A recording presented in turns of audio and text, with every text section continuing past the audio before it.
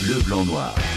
Le rugby aux couleurs de France Bleu et du CAB. Bleu, blanc, noir. Bonsoir et bienvenue dans Bleu Blanc Noir sur France Bleu Limousin. La fin de saison se fait plus qu'approcher. Maintenant, il ne reste qu'un seul match samedi pour le CAB. C'est contre Oyonnax, bien sûr, à 14h40. Donc nous allons parler ce soir. Mais nous allons aussi dresser le bilan de cette saison qui est presque écoulée maintenant. Et nous évoquerons aussi celle à venir en top 14, c'est sûr. Avec quels moyens, quel effectif? Nous y reviendrons en fin d'émission. Et pour parler de tous ces sujets, nous recevons ce soir Max Mamers, le vice-président du CABCL, en charge du sportif, et Nicolas Godignon, l'entraîneur en chef de l'équipe. C'est Bleu Blanc Noir, nous sommes ensemble jusqu'à 20h. France Bleu Limousin, radio officielle du CAB. Et bien sûr, pour commencer, le tour de table. Messieurs, bonsoir. Max Mamers, bonsoir. Bonsoir. Nicolas Godignon avec nous aussi ce soir. Bonsoir. Et Michael Nicolas, notre partenaire La Montagne. Bonsoir. Bonsoir à vous tous. Messieurs, le CAB est 9e aujourd'hui. Il constitue à lui tout seul le ventre mou de ce championnat. Les équipes devant jouent les premières places, celles de derrière le maintien. Ça fait du bien de jouer sans pression? Ça fait longtemps que ça nous était pas arrivé, je crois. Non, c'est une grande satisfaction, évidemment. Même si je pense qu'on aurait peut-être pu, notamment par le match à Biarritz, s'accrocher un poil plus et rester plus longtemps dans les équipes qui ont quelque chose à jouer dans cette fin de championnat. Voilà, tout simplement. Donc c'est un peu de frustration aussi, mais une grande satisfaction au vu de la saison quand même. Max Mamers, Nicolas Godignon sont avec nous ce soir dans Bleu Blanc Noir. France Bleu Limousin, radio officielle du CAB.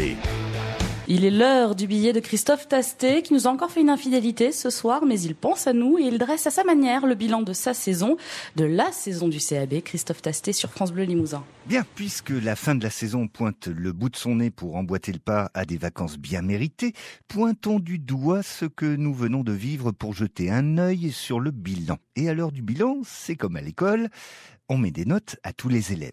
Alors comptez sur moi pour en distribuer, aussi bien en top 14 qu'en pro D2. Je préfère donner des notes que d'en recevoir une de ma direction. Bon, allez, je mets de côté le CAB. Ce sont mes chouchous, les brévistes. Alors, plutôt qu'une note, et au vu des bons points qu'ils ont collectionnés à domicile, je leur donne une image. Une belle image. Un poster de la tête des Jaunards à leur sortie de terrain samedi, après la baffe reçue par les Saracens. Ça fait toujours plaisir, une belle image. Et puis, comme l'objectif initial de finir dans les 10 premiers de la classe est atteint avant même la dernière journée, je rajoute les félicitations du directeur. Mais d'un coup, je m'aperçois que je flagorne à tout va, là, et que je vais passer pour le lèche-botte de service. Allons bon. Un peu plus de cran, et soyons plus sévères. Pour les autres. Je mets Biarritz au coin. Je ne sais pas si les joueurs ont passé plus de temps à goûter les tapas à Irun, Saint-Sébastien ou je ne sais où, mais ils n'ont pas semblé être souvent sur le terrain. 5 victoires en 25 matchs, ça ne fait quand même pas beaucoup. Espérons qu'après une petite thalasso chez Serge Blanco, ils reviendront en grande forme pour s'attaquer à la Pro D2. Mais je n'ai toujours pas donné de note, moi, avec tout ça. J'accorde donc solennellement la note de Sol dièse au loup. Quoi? C'est bien une note, Sol dièse, non? Alors, une belle saison en Pro D2 et Lyon s'élève au-dessus du sol pour rejoindre l'élite. En revanche, j'ai quelques bémols à distribuer. De Grenoble à Perpignan, en passant par Bayonne et Oyonnax, on serre encore un peu les fesses avant la dernière journée de top 14. Quoique, Oyonnax étant précisément le dernier adversaire du CAB, Nicolas Godignon ne doit pas vraiment s'attendre à un simple match de gala au stadium. Ah non, c'est pas un match de gala, non. Ça, c'est sûr que c'est pas un match de gala. On sait que cette équipe d'Oyonnax vient chercher son maintien aussi à domicile. Ça peut être encore une bonne chose pour eux. Ils avaient fêté le titre de champion de France l'année dernière à Brive. Nous, on veut bien terminer ce championnat, offrir à notre public qui nous a toujours soutenus un beau match et une belle victoire. Donc voilà, c'est tout sauf un match de gala. Ouais. Des sujets que nous allons aborder dans un instant, bien sûr, ce match face à Oyonnax avec nos invités Nicolas Godignon et Max Mamers ce soir. Bleu, blanc, noir. Le rugby aux couleurs de France Bleu et du CAB. Et bien sûr, avant de parler de cette saison dans son ensemble, c'est ce qu'on disait à l'instant, il reste quand même un match face à Oyonnax samedi. C'est une question d'auditeur. On va commencer par celle-là, Daniel D'Argentat. Dans quel état d'esprit allez-vous aborder ce match contre Oyonnax? On a eu un élément de réponse tout à l'heure, mais dans quel état d'esprit sont les troupes là, Nicolas?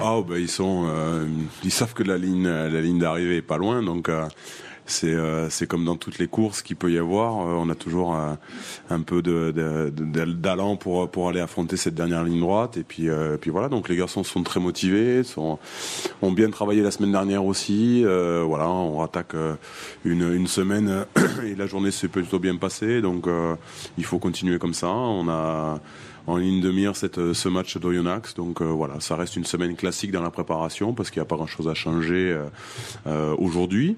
Et on prépare ce match avec l'esprit qui a animé cette équipe depuis le début de saison. Voilà, on n'entend pas faire de cadeaux à Oyonnax non plus.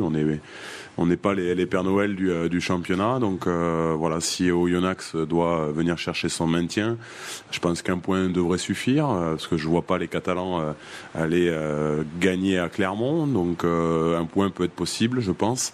Donc je pense que les Oyonnaxiens vont essayer aussi d'accrocher ça. Donc il faudra qu'ils viennent le chercher pour l'avoir, tout simplement. Ce seront aussi les retrouvailles entre les deux promus. Max Mamers, c'est symbolique ? Oui, bien sûr. Et justement, c'est très important parce que c'est peut-être la première fois que les deux promus vont se maintenir. Et si donc je partage l'avis de Nicolas, nous pensons que l'an prochain Oyonnax sera avec nous dans la poule du top 14. Il est très important de gagner ce match à domicile parce qu'on va les retrouver l'an prochain et on n'a vraiment pas besoin de commencer à faire des complexes en se disant tiens voilà c'est la seule équipe à part Biarritz, mais Biarritz on peut dire que c'est un peu spécial, on savait que depuis longtemps ils étaient en Pro D2, là on aura un adversaire direct l'année prochaine pour lequel on n'a pas à dire tiens c'est la seule équipe qui sera venue du top 14, la seule équipe qui sera venue qui aura gagné 2 fois le Brive. Ça pour nous c'est déjà très important. Et c'est pour ça que les joueurs y sont déjà. Donc il faut marquer les esprits, si je comprends bien. Il faut marquer les esprits des Oyonnaxiens. Aussi, cette fin de saison sans pression, ça vous permet de faire jouer les jeunes. Sur ce match, ça peut être un petit peu un révélateur aussi. Non, pas spécialement. On n'a pas été épargné par les blessures ces derniers temps, donc ça a projeté quelques jeunes sur le devant de la scène. On devrait récupérer quelques garçons cette semaine qui ont refait leur retour aujourd'hui, qui seront aptes à pouvoir jouer contre Oyonnax ce week-end. Donc voilà, un match quand je dis que c'est pas un match de gala, c'est-à-dire qu'on va pas non plus bouleverser une composition d'équipe ou se lancer dans des compositions un petit peu expérimentales, etc. Donc non, on partira sur des choses assez classiques au niveau de la composition. Allez, une petite question en transition pour aller voir un petit peu la deuxième partie. Quelle équipe vous voyez descendre, Max Mamers ? Comme tout le monde, plutôt Perpignan, parce qu'ils ont vraiment un match compliqué. C'est eux qui ont le match le plus compliqué, parce que Bayonne reçoit Castres, même si Castres a besoin de gagner, ils peuvent toujours nourrir un bonus. Honnêtement, je vois pas Grenoble descendre. Et Oyo, c'est eux qui ont un cas d'égalité, les points de terrain favorables. Donc, il faudrait que l'USAP fasse vraiment un grand match pour que ce soit pas eux qui descendent. Je pense quand même que ça sera compliqué pour Perpignan de s'en sortir. Ouais. Vous l'avez compris, on commence à se projeter sur la saison qui arrive, mais avant cela, petite pause musicale dans BBN. Qui de nos deux invités, Nicolas Godignon et Max Mamers, nous a demandé ce morceau? Nous revenons juste après pour faire ensemble le bilan déjà de cette saison qui vient de s'écouler, de celle qui arrive aussi, et on parlera du recrutement. Le morceau, c'est formidable, de Stromae. France Bleu Limousin. Le titre, déjà, je l'attribue à l'équipe, à toute entière, à l'équipe, au coach, aux dirigeants, parce que je pense qu'on a fait une saison formidable. Et évidemment, même si le thème de la chanson n'est pas tout à fait ça, je considère que ce qu'on a fait, c'est assez formidable. Et un peu contre toute attente, d'ailleurs, à la briviste, à la corésienne, avec beaucoup de travail, et c'est un hommage qu'il mérite. Bleu, blanc, noir sur France Bleu Limousin, avec ce soir Nicolas Godignon et Max Mamers. Le CAB, on l'a dit, jouera sans pression samedi pour la première fois depuis très longtemps pour son dernier match à domicile contre Oyonnax. Brive qui est 9e du championnat aujourd'hui. C'est au-delà de l'objectif du début de saison, rentrer dans les 10. Ça y est, c'est fait, Nicolas Godignon? C'est fait, ouais, tout à fait. Rentrer dans les 10, c'est pas au-delà, hein, c'est pile poil dedans, parce que quand on dit rentrer dans les 10, c'est assez large. Mais ce qui était important, c'est justement de pouvoir y rentrer réellement et de s'offrir surtout la chance de pouvoir avoir une fin de saison un peu plus sereine. qui nous permet aussi de construire un peu plus facilement sur l'avenir. Voilà, il y a beaucoup de choses qui font que c'est pas juste de finir 9e. Il y a une importance aussi dans l'avenir pour se placer, de montrer aussi une certaine dynamique. Voilà, c'est pour un promu finir 9e, c'est déjà une belle performance. Donc on entend bien que ça continue d'ailleurs, mais voilà, le bilan est plutôt satisfaisant. Très bonne saison, très sérieuse. Je pense qu'on a d'abord vécu, après la finale contre Pau de Bordeaux, on a surfé sur une dynamique très importante, c'est-à-dire que tout l'été, les garçons ont commencé à bosser, les stages, tout le monde s'est vraiment bien mis et je crois que ça a donné, cette finale a vraiment donné, à mon avis, des envies à tout le monde, nous a fait comprendre aussi qu'on pouvait avoir de l'ambition, finalement, puisque la façon dont on a inversé le cours des choses, jusqu'à Noël, on a eu un peu de mal à prendre la mesure de la Pro D2, puis après on a quasiment tout gagné. Je crois qu'on a perdu qu'un match à Pau, et encore on savait qu'en perdant, on n'avait pas, ça nous laissait beaucoup d'espoir au cas où on les rencontrerait, ce que nous avons prouvé. Mais c'est surtout cette formidable dynamique, cet esprit de groupe. C'est là où on peut le redire, c'est assez formidable. On a un vestiaire aujourd'hui extraordinaire. On a un staff hyper compétent, que ce soit des entraîneurs, en passant par le physique, en passant par le médical. Et rien, quand ça marche comme ça, rien n'est remis en question. C'est ça qui est important. C'est-à-dire que Nicolas, l'entraîneur en chef, aujourd'hui, lorsqu'il dit quelque chose, il est écouté. Il n'y a pas une mouche qui vole et il n'y a pas quelqu'un qui a envie de dire ouais, ça serait mieux si on faisait autrement. De toute façon, ça ne peut marcher que comme ça. Qu'est-ce que vous retenez? Quel a été le fait marquant de cette saison? Quel a été le tournant, Nicolas Godinot? Je ne sais pas s'il y a un réel tournant. Je pense que c'est plutôt quelques éléments au fur et à mesure qui nous ont redonné confiance. Je pense à ce point de bonus contre le Racing, alors qu'on appréhendait énormément cette rencontre-là, et on se rend compte qu'on perd 19-14, on avait même une balle de match dans les derniers instants. Voilà, cette première victoire contre Bordeaux, qui était quand même un peu notre bête noire, qui avait souffert d'aucune contestation, et ce point de bonus ramené de Clermont aussi nous avait montré réellement qu'il fallait pas faire de complexe par rapport à ces grosses équipes, et puis qu'il fallait vraiment les aborder pleinement le match sans aucune pression, mais se donner corps et âme et dans la partie, et c'est ce qu'on a su faire sur ce jour-là. Voilà, la transition de l'hiver aussi, qui a été un peu difficile à faire, avec une défaite contre Biarritz, un match nul contre le Racing, mais déjà contre le Racing on savait qu'on avait déjà pris la bonne mesure. C'était un manque de réussite de Gaëtan sur ce soir-là qui nous avait plutôt pénalisé. Donc voilà, il y a pas mal de petites rencontres comme ça, des points qu'on a su glaner, des victoires aussi au mois de janvier, c'était un des tournants, la qualification en Ameline aussi avec notre équipe de jeunes et de ceux qui étaient un peu en manque de temps de jeu. Donc ouais, c'était une saison vraiment quasiment parfaite pour un promu, et puis surtout comme le soulignait Max, un esprit dans cette équipe qui fait qu'à un moment, quand il y a la Coupe d'Europe et que les plus jeunes travaillent pour ça, les cadres ont aussi effectué beaucoup de travail pour être en forme et mesurer la chance qu'ils avaient aussi de pouvoir éviter cette compétition pour se donner pleinement sur le championnat, et c'est ce qui a fait aussi la réussite. Donc le respect mutuel, la solidarité, mesurer la chance qu'on avait aussi d'être en top 14, et le public l'a bien mesuré aussi, donc ça a été une grande saison pour ça aussi. Quelque chose qui vous a marqué particulièrement, Mickaël Nicolas, sur cette saison formidable? Oui, moi je retiendrai deux moments. La défaite contre Biarritz, parce qu'elle a fait très mal aux têtes, mais que Brive a su dépasser ce revers, ce qui n'avait pas été le cas finalement, parce que la saison de la défaite contre Agen et contre Lyon en tout début de saison, dans un contexte de calendrier différent, puisqu'en plus ça arrivait très tôt, mais les Brivistes ont su le digérer et ont su opérer leur mue de la dynamique de la Pro D2 pour vraiment finir de se dire maintenant la page est tournée, on est en top 14 et il faut qu'on joue jusqu'au bout. Et les deux victoires qui ont fini faut se souvenir que voilà, avant de recevoir Montpellier, ce qu'on entend un petit peu, c'est on a fait 28 points sur la phase aller. On ne sait pas si avec les gros qui vont se réveiller, on sera en mesure d'en faire autant. Les Brévis, ils ont déjà fait mieux. Je crois qu'ils en ont pris 29 et ils enchaînent Montpellier et Toulon à un moment encore un petit peu favorable parce qu'on voit que ces grosses équipes ont fini de se réveiller totalement après. Et pour moi, c'est vraiment là que s'est opérée la décision pour le maintien. Max Mamers, un moment qui vous a marqué, un fait ou des faits qui vous ont marqué sur cette saison? Toutes les victoires à domicile ont été vraiment très importantes. Bien sûr, on ne va pas banaliser la défaite de Biarritz, mais on est presque en train de se demander si elle n'a pas été bénéfique.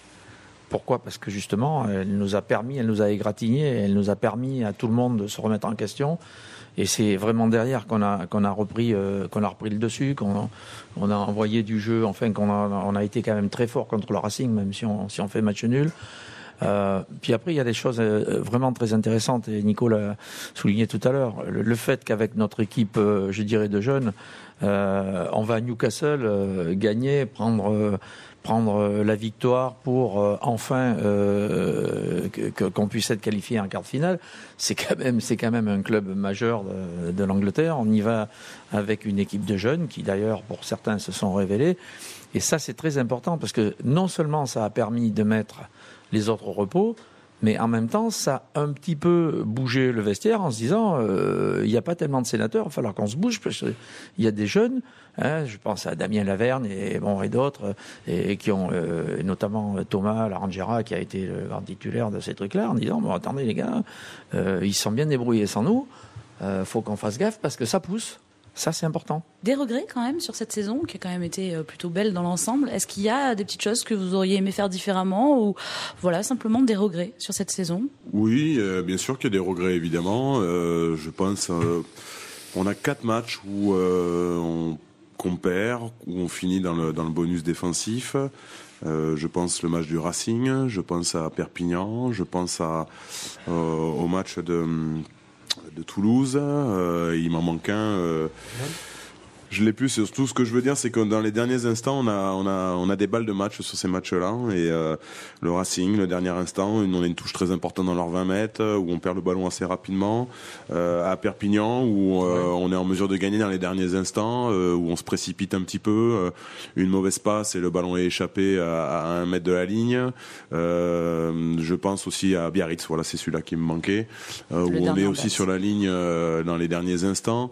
À Toulouse, où on est sur la ligne dans les derniers instants, et sur les regrets se situent ici. À un moment, il faut qu'on soit en mesure de pouvoir concrétiser ces balles de match qui nous auraient ramené plus qu'un bon bonus défensif, qui nous auraient même permis sur 3 de ces 4 matchs de ramener une victoire.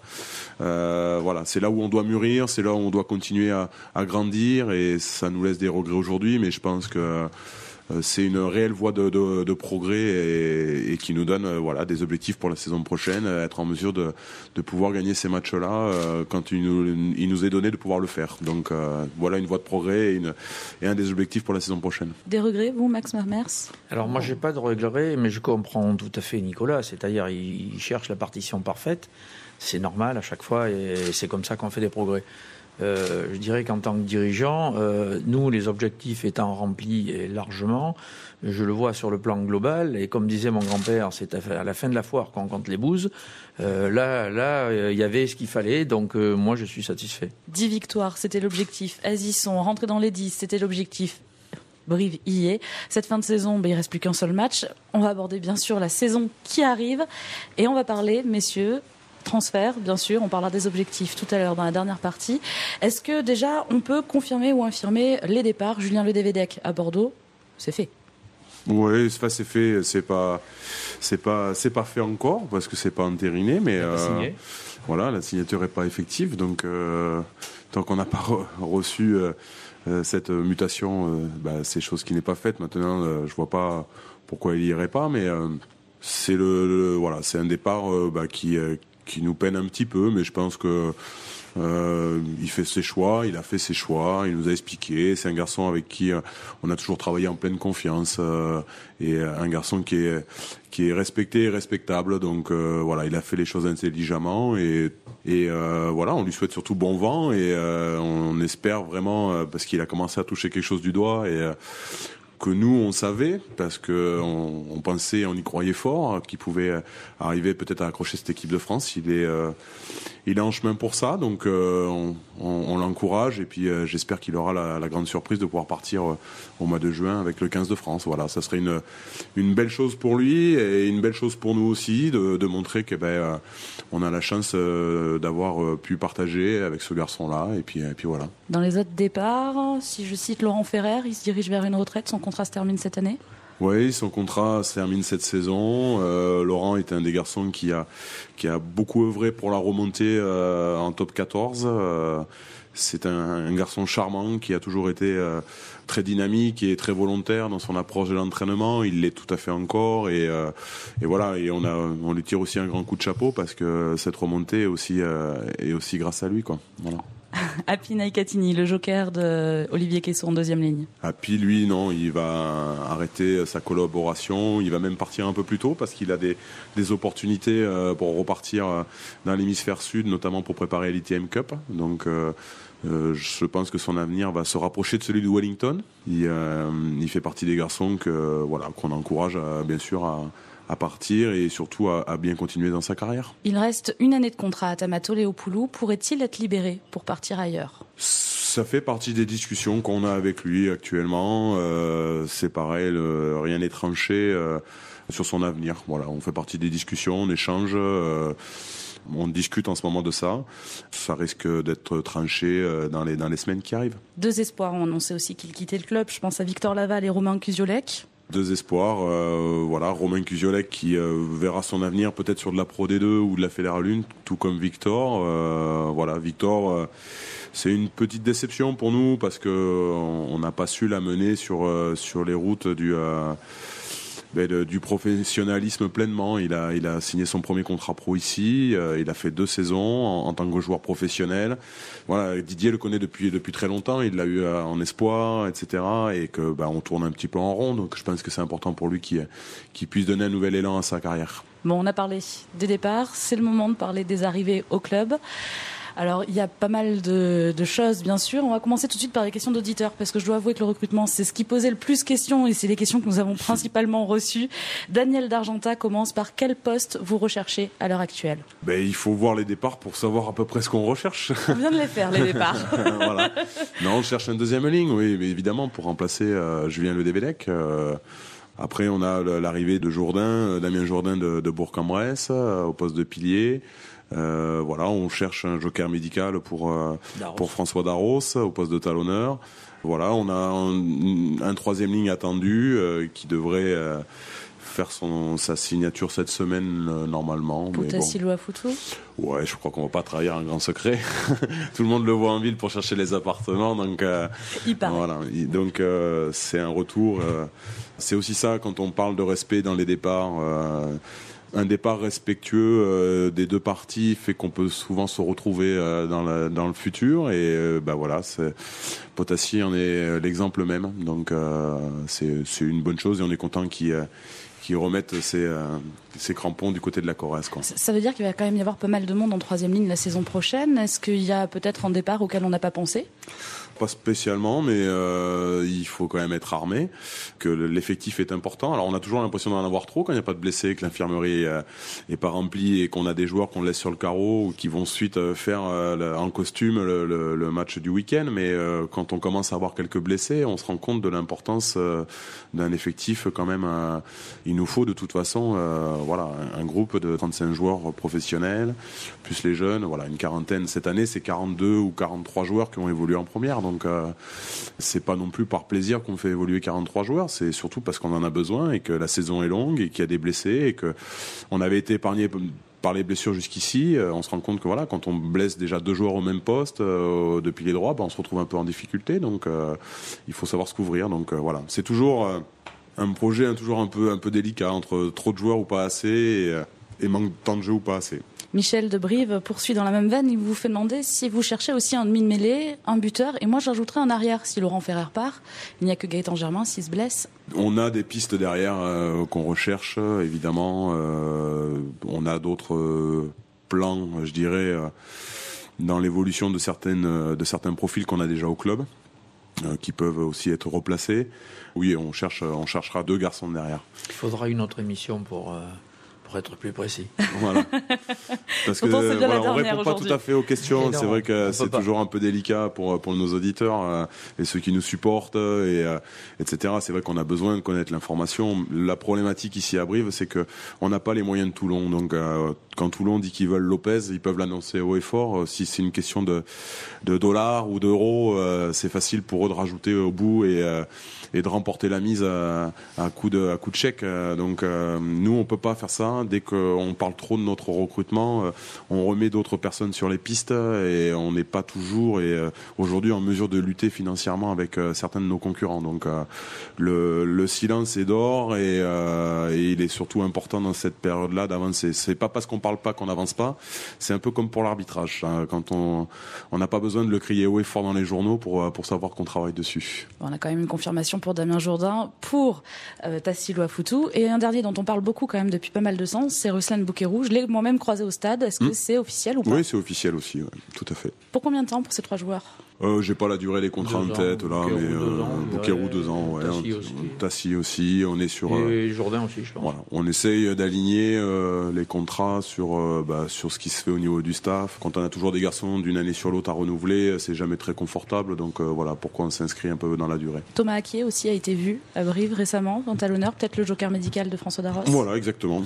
Thomas Aquier, Bissuel aussi qui est venu faire des tests. Voilà, il y avait aussi Salim Tebani. Sur les rangs, pour l'instant, c'est plutôt Thomas Aquier qui tient la corde. Du côté de la deuxième ligne, il y a beaucoup de joueurs qui ont été annoncés côté de Brive. On pense bien sûr à certains qui sont venus à l'essai. Daniel Fallet-Afa, il faut que je m'entraîne au nom et au prénom s'il revient jouer à Brive. Marc Redich, Jason Eaton, Thibault Lassalle maintenant. Il y a une piste privilégiée, pas du tout, ça reste très flou, c'en est où ? Tous les noms que vous avez approchés sont des joueurs qu'on a regardés avec beaucoup d'intérêt. Voilà, maintenant, je pense pas qu'il y en ait un de ceux que vous m'ayez annoncé qui soit à Brive la saison prochaine. Voilà.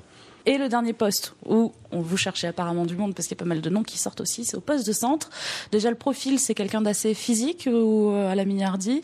Et parmi ces pistes, tout de suite aussi, Paul Bonnefond, Sioné Piucala ce matin, c'est le bi-hebdomadaire qui en parlait. Alexandre Dumoulin du Racing Métro ou Roi Matin de Selpiune. Est-ce qu'il y a aussi une piste privilégiée là-dessus ? Pas spécialement. Ils sont tous, on les a tous aussi approchés.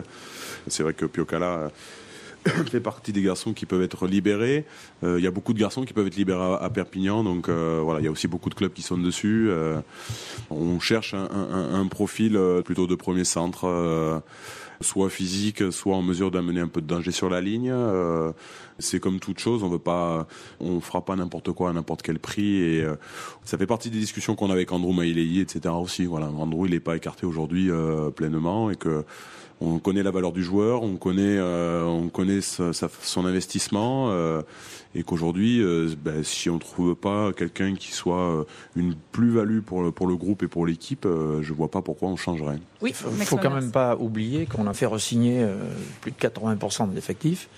Même si effectivement il y a quelques nouveaux qui vont venir, on n'attend pas après les hirondelles pour faire le printemps, et que c'est plutôt avec nos guerriers, ceux qui ont fait le nid de l'hiver avec nous. C'est surtout là-dessus qu'on compte. Et on a aussi un problème important, c'est qu'il faut non seulement recruter des gens de qualité, mais il faut recruter des gens qui vont bien s'intégrer dans ce groupe. Parce que on n'a pas besoin de stars qui va venir se mettre dans un coin et qui, au contraire, pourrait détruire la bonne ambiance qui existe. Ça, c'est vachement important. Donc, pour le moment, la priorité déjà, c'est de conserver ce qu'on a. Si on peut rajouter quelques qualités supplémentaires, on s'en privera pas. Mais il ne faut pas mettre ça en avant. Ce qui a été le plus difficile à faire, c'était justement de faire signer les gens qu'on avait. Je pense à Waka, je pense à toute cette bande pour laquelle il y avait quand même un paquet de clubs qui étaient dessus. C'est la fin de la partie transfert, mais on reste bien sûr dans Bleu, Blanc, Noir jusqu'à 20h. Et c'est le deuxième morceau du Jukebox avant d'aborder les objectifs de la saison prochaine avec nos 2 invités. Ce soir, Nicolas Godignon et Max Mamers, qui a opté pour Decapta l'Immortella de Nadao. Réponse dans 2 minutes. France Bleu Limousin, radio officielle du CAB. l'équipe. Et voilà, quand on l'a pas en boucle, on a Arnaud Mignardi qui le chante. Donc, France Bleu Limousin, radio officielle du CAB. C'est Bleu, Blanc, Noir sur France Bleu Limousin. On est déjà bien entré dans la saison qui arrive avec le recrutement. Max Mamers, cette année, vous êtes à l'origine du top 10 en objectif. Est-ce que vous avez un objectif pour la saison prochaine ?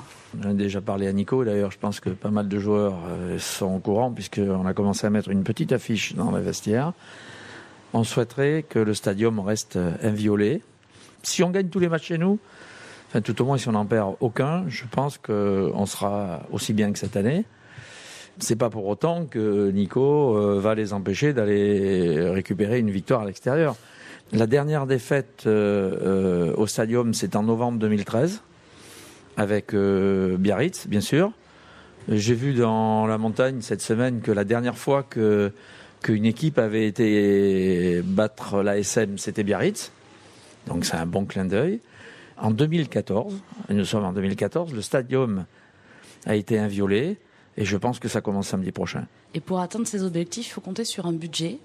L'année prochaine, vous partez. Est-ce que vous avez une idée de l'enveloppe du budget du club pour la saison qui arrive, 2014-2015 ? Oui, nous le savons. Cette année, nous avions un budget d'11,8 millions. Et nous devrions avoir 13,5 millions dans ces eaux-là. Voilà, en tout cas, pas tout à fait plus de millions, puisque vous savez, il y a les droits télé qui, évidemment, sont venus augmenter cette manne assez intéressante. Et de combien ?